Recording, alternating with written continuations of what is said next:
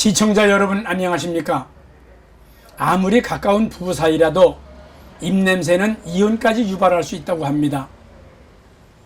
입냄새 때문에 정말로 말을 못할 지경에까지 다다르는 사람들도 있다고 하는데요.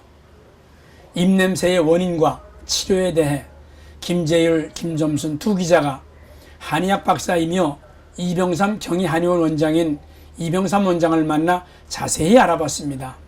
안녕하세요. 네, 안녕하세요. 저 오늘은요, 네. 우리 실버들도 네. 이 고민하는 게 많아요. 입에서 냄새 나는 게 참 이게 문제가 심각하거든요. 네. 이거 어떻게 이 냄새 치료할 수 있어요? 그 한 말씀 좀 해주시죠. 네.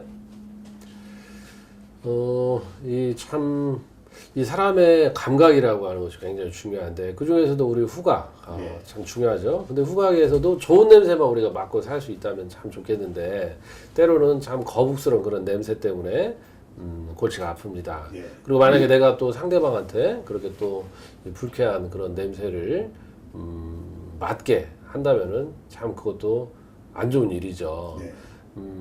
그런데 이제 이 입냄새가 정말로 심각합니다. 그래서 입냄새를 뭐 구취라고 하죠. 입구자에다가 냄새 취자, 예. 또는 예전에는 구과라고도 했어요.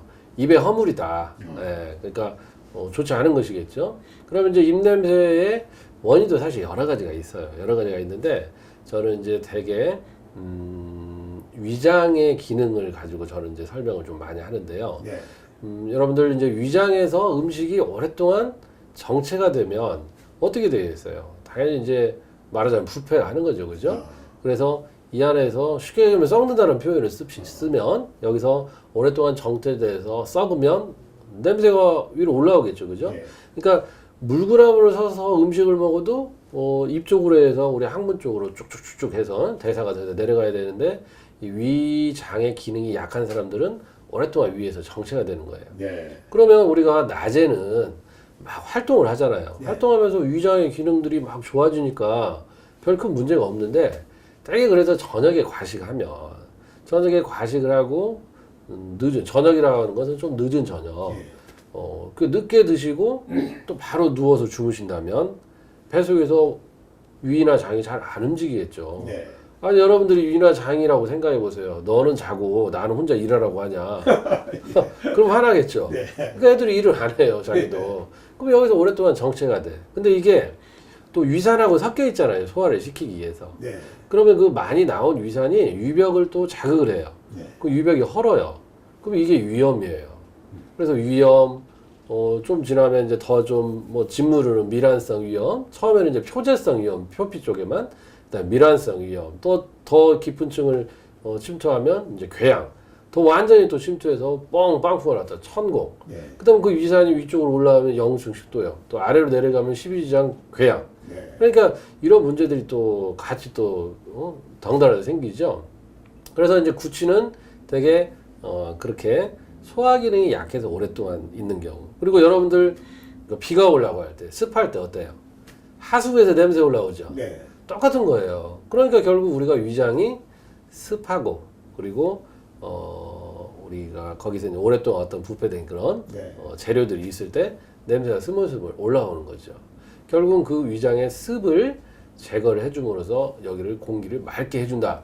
이런 개념으로 치료를 하면 되는 거죠. 네. 물론 이제 이게 치석이 많고 또 이 구강에서 세균이 많이 자라도 그런 경우가 있죠. 그러니까 구강의 위생이 불량하다면 그것을 이제 치과에 가서 검진을 통해서, 왜냐하면 여기에 농양도 있을 수 있고 막 여러 가지 있을 수 있죠. 예, 그런 거라면은 되게 이제 치과적인 검진을 해보시고, 네. 그렇지 않은 경우는 되게 이제 아침에 좀 많이 냄새가 나죠. 네. 그래서 그것은 위장병을 고쳐야 한다. 그리고 그렇게 냄새가 나는 분들은 제가 이제 많이 추천해 주는 게 생강이에요. 생강.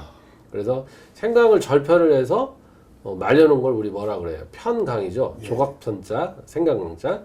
그 편강을 조금씩 씹어서 먹으면서 미지근하거나 따뜻한 물을 조금씩 드시면 이 입냄새를 많이 좀 제거할 수 있습니다.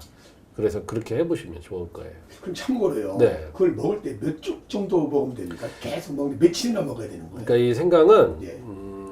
너무 진하게 먹고 많이 먹으면 속이 쓰려서 먹을 수가 없어요. 네. 그러니까 그것은 사실 각자의 상태에 따라 다르다. 그러니까 본인이 먹어보고 이 정도 먹으면 내가 속이 쓰리다. 뭐 이 정도 빈도나 이 정도 강도나 이 정도 양을 먹으면 그러면 그걸 조절을 하면 되겠어요. 예. 네. 예, 알겠습니다. 네. 감사합니다. 감사합니다. 이상으로 실버넷 뉴스를 마칩니다. 시청해주신 여러분 고맙습니다.